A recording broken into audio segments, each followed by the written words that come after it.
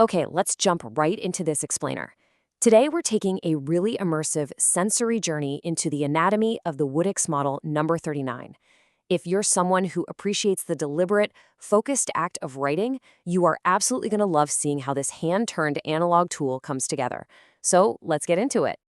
Right off the bat, you'll see the Woodex 39 resting gracefully on top of the very journal pages used to review it. And this model is widely considered the flagship of the Woodex lineup. Just looking at its silhouette, it's pretty easy to see why, right? Notice that beautifully crafted, elongated barrel. Now, that is not just for looks. It's highly functional. That specific length actually allows the pen to rest perfectly and naturally right in the crook of your hand. Because it's so incredibly well balanced, there is literally zero need to post the cap on the back while you're writing. It's designed to be completely self-sufficient and perfectly weighted right out of the gate. To truly appreciate what makes this instrument tick, we've got to talk about its foundation. And that all comes down to the material. The 39 is crafted from traditional Indian ebonite. Now, if you aren't familiar with ebonite, it's this classic hard rubber material that's been a staple in fine pen making for well over a century. But the real magic here is the meticulous, hand-turned production process used by Indian artisans to shape it. Ebonite gives the pen this incredibly unique, warm feel in the hand. It doesn't have that cold, sterile vibe of metal, and it certainly doesn't feel cheap like mass-produced plastic. It just has this distinctive, organic warmth that actually seems to adapt to your grip the longer you hold it. Moving up to the cap, let's take a macro look at its anatomy. Check out that very stiff, sturdy, silver-colored clip. Notice how clean the design is? There's absolutely no etching on it, which keeps the profile super minimalist and elegant. And right up at the crown, the pen is capped off with a striking circular white finial. Honestly, it looks almost exactly like a pearl set straight into that dark ebonite. It's a small, deliberate touch of contrast for sure, but it gives the cap a really distinguished, classic look without being overly flashy. Now, as we move down the body, we hit this brilliant textural contrast that is totally a hallmark of the Woodex 39. The main barrel features a brushed, tactile matte finish, and as you can kind of see from the texture, this matte ebonite finish is noticeably coarser than a lot of its competitors. Why does that matter? Well, it gives you an incredibly secure, tactile grip, and, huge bonus here, it completely resists fingerprints. But look at how that coarse barrel contrasts with the grip section and the very top and bottom ends of the pen, which are highly polished. This interplay between the brushed matte and the sleek polish is just a total visual and tactile delight.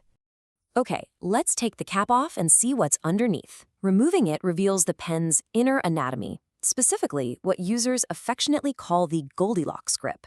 Honestly, this grip section is constantly cited as the 39's absolute best feature. It uses this highly polished, ergonomic hourglass taper. They call it the Goldilocks grip because, well, it's thinner than some of Woodex's truly oversized models, like the 62, but it's way more substantial than your standard smaller pens. It sits right in that perfect middle ground. It offers a natural rest for your fingers, making it insanely comfortable for both medium and large hands, especially when you're settling in for a long, focused writing session. So, let's talk about the business end. The absolute centerpiece of this model is that majestic, ambitious 40mm chrome-colored steel nib. It is a large nib, and it sits very prominently on the pen, matching the proportions of that elongated body perfectly. This specific one features a fine point. But equally as important as the nib is what's hiding right underneath it, a traditional ebonite feed. Unlike modern plastic feeds, ebonite is naturally porous, so it adapts beautifully to the ink. This ensures you get a highly consistent, reliable, and rich flow of ink every single time the nib hits the paper. And hey, we don't just have to take the manufacturer's word for it. The proof is literally right on the page. Drawing directly from the handwritten journal notes you see in these photos, we get the reviewer's real-time experience. They really emphasize the sensory details, writing that there is, quote, almost no feedback, and confirming the whole experience is remarkably smooth. If you look closely, you can actually see the elaborate figure-8 skip tests and scribble patterns they drew. The ink lines are dark, they're crisp, and they are completely unbroken. This brilliantly illustrates the actual mechanics of writing with the 39. The notes break down exactly how this analog tool performs in the real world. First off, when you initially ink it, it just takes a few minutes for the capillary action to draw the ink through that porous ebonite feed. Then, as the journal points out, you just need to maintain a slight, consistent level of pressure. Once you do those two things, pure magic. The ink used here, Waterman Serenity Blue, flows continuously. The reviewer specifically called out no skipping, no gap, no break. It really is a testament to how that large, ambitious nib and the ebonite feed work perfectly in tandem. So, wrapping up our explainer today, taking in the meticulous hand-turned ebonite, that thoughtful brushed finish, and the flawless ink flow of the Woodex 39, it leaves us with a pretty provocative question. In our incredibly fast-paced, instant gratification digital world, what is the true value of slowing down? How does the deliberate, sensory ritual of holding a perfectly balanced, handcrafted pen actually change the way we connect with our own words? Maybe instruments like this aren't just tools for writing. Maybe they're tools for thinking.